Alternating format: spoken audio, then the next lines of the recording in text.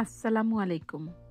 মুখে লেগে থাকার মতো চিকেনের পুর দিয়ে দুর্দান্ত স্বাদের মুখরোচক একটি নাস্তার রেসিপি নিয়ে আপনাদের সামনে আবারও হাজির হয়ে গেলাম।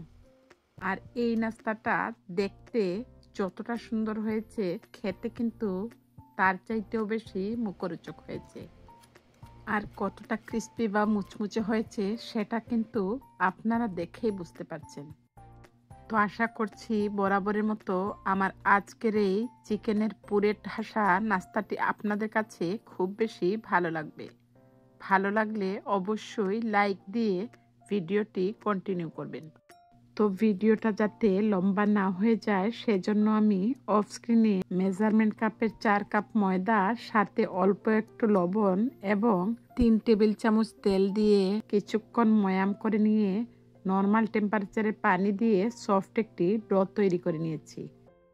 এবারে আমি তার থেকে বেশ কিছু লিচি কেটে নিয়েছি এবং লিচিগুলিকে আমি একটি ঢাকনা দিয়ে ঢেকে রাখবো, যাতে এর উপরটা ড্রাই না হয়ে যায়।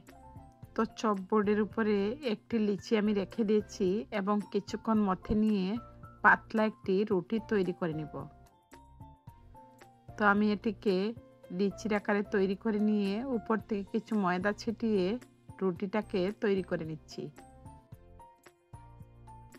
তো লিচিটাকে আমি চপবোর্ডের উপরে বিছিয়ে নিয়ে একটি বেলুনের সাহায্যে পাতলা একটি রুটি তৈরি করে নিচ্ছি। আর কতটা পাতলা হবে সেটি আপনাদেরকে দেখিয়ে দিচ্ছি।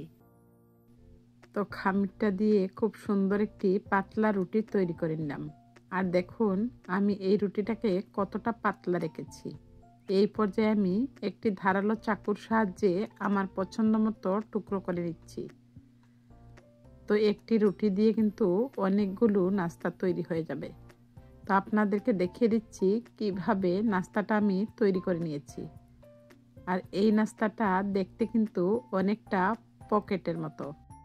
তো আপনারা নিশ্চয়ই দেখে নিয়েছেন, এক পিস রুটিকে কিন্তু আমি 2 ভাগে ভাগ করে নিয়ে একটি পিসের উপরে আরেক পিস উঠিয়ে নিলাম। তারপর আমার পছন্দ মতো চিকেনের পুর অ্যাড করে দিয়েছি।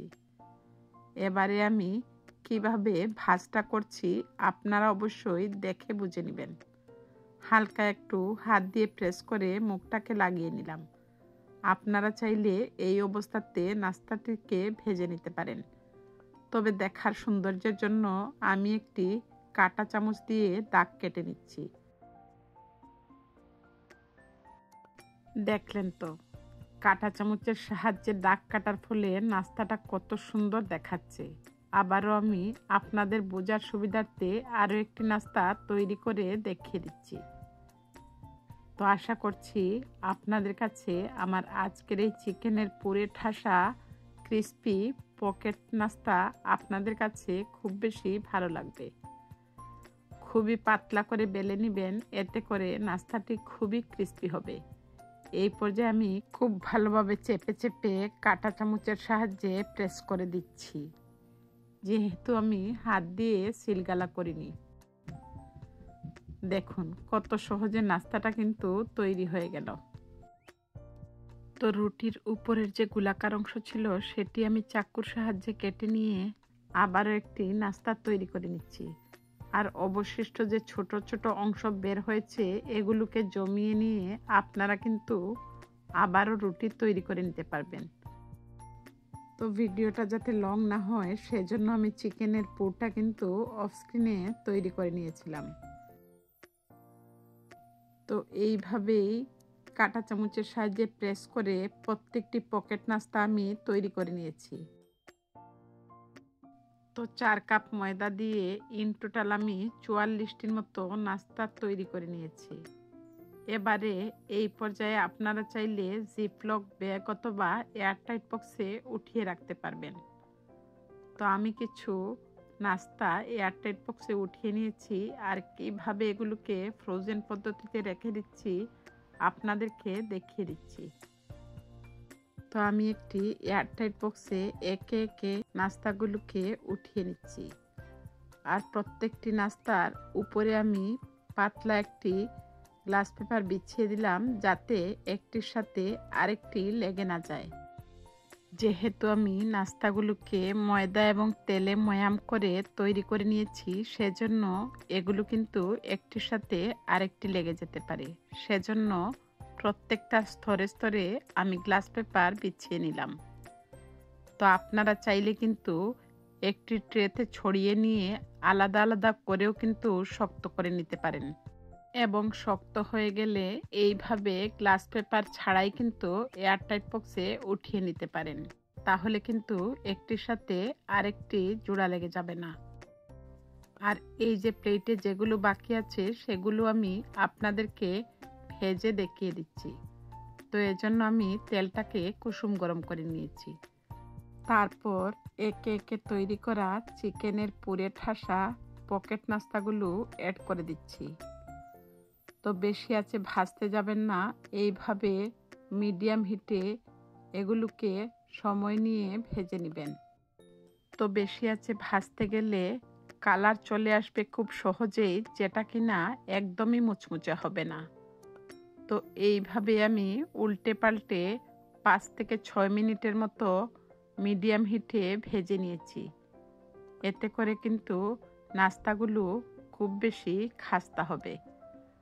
তো আপনারা নিশ্চয়ই দেখেই বুঝতে পারছেন, আমি কিন্তু চুলার সামনে থেকেই এইভাবে কিছুক্ষণ পরপর উল্টে পাল্টে এগুলোকে গোল্ডেন ব্রাউন করে ভেজে নিয়েছি।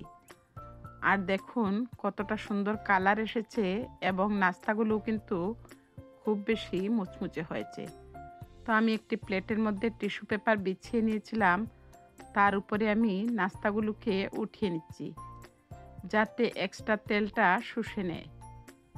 তো সবগুলোকে আমি এইভাবে অফ স্ক্রিনে ভেজে নিয়েছি। তারপর আমি একটি সার্ভিং ডিশে সার্ভ করে নিয়েছি। তো তৈরি হয়ে গেল খুব সহজেই চিকেনের পুরে ঠাসা মুচমুচে মজাদার পকেট নাস্তা। আর কাঁটা চামচের সাহায্যে ডিজাইনটা উঠিয়ে নিয়েছি, সেটা কিন্তু একদমই স্পষ্ট হয়ে গেছে। এবারে এই লোভনীয় নাস্তাটাকে আমি একটি সস দিয়ে খাওয়ার জন্য সসটাকে বানিয়ে নিচ্ছি। তো সেজন্য আমি একটি কাচের পাত্রের মধ্যে অ্যাড করে দিলাম 1.5 চা চামচের মতো মেয়োনিজ, দিয়ে দিলাম 1 চা চামচের মতো টমেটো সস। এরপর আমি এতে গার্লিক চিলি সস অ্যাড করে দিচ্ছি প্রায় 1.5 চা চামচের মতো। তো সব কিছুকে আমি খুব ভালোভাবে মিশিয়ে নিলেই কিন্তু তৈরি হয়ে যাবে ঘরে তৈরি পারফেক্ট একটি সস। আর এইভাবে সসটা তৈরি করে নিলে কিন্তু খেতে স্বাদ হয় দুর্দান্ত। এবারে আমি একটি নাস্তা আপনাদেরকে দেখিয়ে দিচ্ছি কতটা মুচমুচে হয়েছে আর কতটা পুরে ঠাসা। দেখুন, চিকেনের পুরে ঠাসা এই মুচমুচে পকেট নাস্তা এবারে খেয়ে রিভিউ দিচ্ছি খেতে কতটা টেস্টি হয়েছে। বিলিভ মি, আমি নিজে তৈরি করেছি বলে বলছি না, খেতে কিন্তু খুবই সুস্বাদু হয়েছে। তো বরাবরের মতো ভিউয়ার্সদের কাছে রিকোয়েস্ট থাকবে, যদি আমার আজকের এই মুখরোচক চিকেনের পুরে ঠাসা পকেট নাস্তা আপনাদের ভালো লাগে, অবশ্যই একটি লাইক দিবেন। আর যদি চ্যানেলটি নতুন ভিজিট করে থাকেন, সাবস্ক্রাইব করে পাশে থাকা বেল বাটনটি বাজিয়ে দিবেন। খুব বেশি ভালো লাগলে চাইলে কিন্তু ফ্রেন্ডস এবং ফ্যামিলির সাথে শেয়ার করে অন্যদেরকে দেখার সুযোগ করে দিতে পারেন। আজকের মতো বিদায় নিচ্ছি। আল্লাহ হাফেজ। আসসালামু আলাইকুম।